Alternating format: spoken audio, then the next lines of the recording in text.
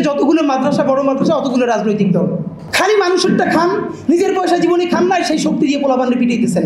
যতদিন আপনি জালেম না হয়ে উঠবেন, আপনার পক্ষে কথা বলা আমার নৈতিকতা এবং আমার যে আল্লাহ, সেই আল্লাহ প্রদত্ত আমার প্রতি আমি ওয়াজিব মনে করি।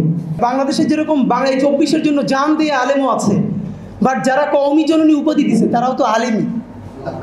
এখন বলবেন ওলামায়ে সু, তারাও তো মূলধারার আলেমই ছিল। গোপালগঞ্জ থেকে বাসকে বাস ভৈরে এসে বাইতুল মোকাররম রক্তাক্ত করলো কিছুদিন আগে কারা? সব থেকে বড় বলি, নাম ধরে বলবো না, আপনারা যারা আরো বড় আলেম আছেন তারা তো জানবেন। তিনি 16ই ডিসেম্বরের একটা প্রোগ্রামে উঠে বলছেন 16 ডিসেম্বর উপলক্ষে এক এলাকায় একটা মাহফিল করা হয়েছে। এখন তিনি বিভাগের নেতৃত্ব আছেন, এমন একজন বড় আলেম।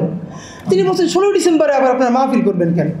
দেশে পাকিস্তান হইছে না ভারত হইছে, স্বাধীন হইছে না কি হইছে, এটি নিয়ে আপনার আমার কাজকে, আমার কাজ দুইটা। আপনাদের এক হইল ঠিকমতো ইমামতিটা করতে পারতেছেন কিনা, মাদ্রাসা চালাইতে পারতেছেন কিনা, আর ঠিকঠাক মতো দেওবন্দে পড়তে চাইতে পারতেছেন কিনা।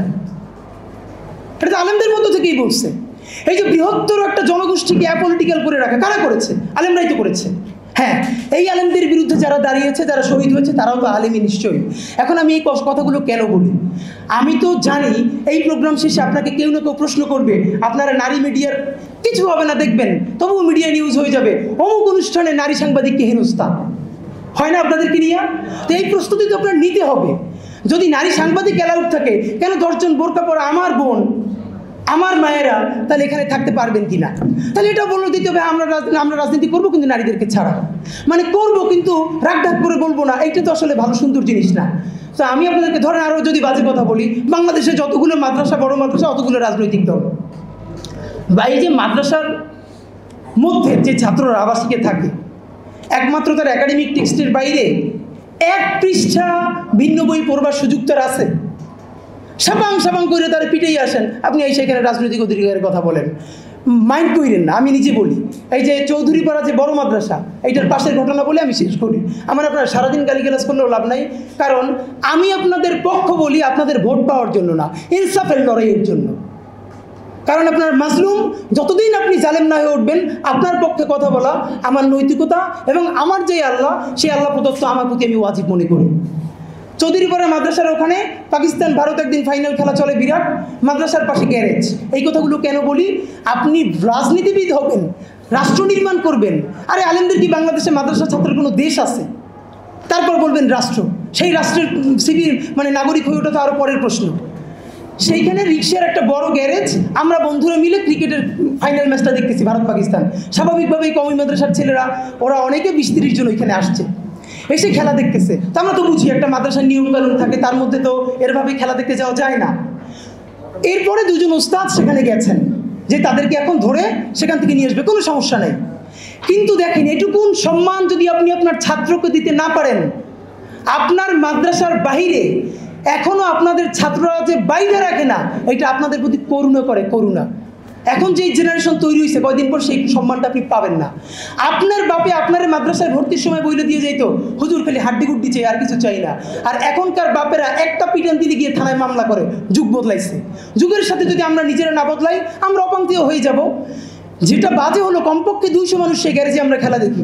2 জন ওস্তাদ গুরু গম্ভীরভাবে আসলেন, সোজা মাদ্রাসার ছাত্রগুলোর লাইন দেওয়া হলো 200 মানুষের সামনে। এরপর গেট থেকে একজনকে বের করতেছে, আর একজনকে 2টা কইরে বেতের বাড়ি মারতেছে। অদ্ভুত। 5টা করার পরে আমি গিয়ে রুখে দিলাম, প্রচণ্ডভাবে ঝগড়া করলাম 2 জন আলেমের সাথে। আমি বললাম, আপনাদেরকে আল্লাহ দুনিয়া এবং আখিরাতে কোনো সম্মান দেয় না, এই জন্য মানুষকে সম্মান দেওয়া শেখেন নাই।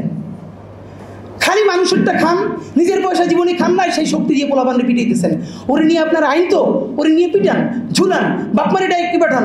কিন্তু এইখানে যে আরও 200 মানুষ আছে, এই 200 মানুষের সামনে জোরে আপনি পিটাইতেছেন। এই 200 মানুষ জীবনে, এই ছাত্রগুলোর জীবনে রাস্তায় দেখলে সালাম দিবে, সম্মান করবে? ওর কোনো নাগরিক মর্যাদা দূরের কথা, কোনো মানবিক মর্যাদা থাকবে? ও তো রাস্তা দিয়ে হাইটে যাওয়ার সময় হুজুর খাই খাজুর এগুলো কই তোরে চেতাইবে।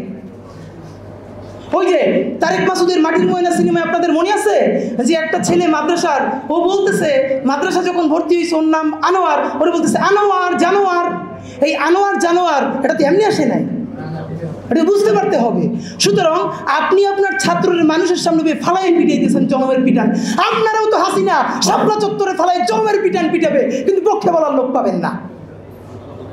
কোত্থেকে আসছে এই চিন্তা একবার করছেন? সম্মান করতে শিখতে হবে প্রত্যেকটা ছেলেকে, আপনি বলতে পারতে হবে। ওরে আপনি লিল্লে বোর্ডিং খাওয়ান মনে করেন, আরে আপনিও তো সেই লিল্লে বোর্ডিংয়ের খাবার খান। যেই বাচ্চারা আপনি পিটান এইটা মনে করি না যে ওর বাপ মা লিল্লে বোর্ডিং 1 টাকা দেয় না, হ্যাঁ আমরা মাদ্রাসায় টাকা দিয়ে খাওয়াই সুতরাং শাসন করবো নাকি। ওরে বাবা, আপনি যে এইখানে মোহতামিমগিরি করেন, আপনিও তো মানুষের টাকাই খান, আপনি কার টাকা খান? যেই টাকাও খায় সেই টাকা আপনিও খান, বরং যেই গরু আসে তার রানটা আপনি খান আর মাথার মাংস উড়ে দেন। এই কথার প্রশ্নের সমাধান করতে হবে।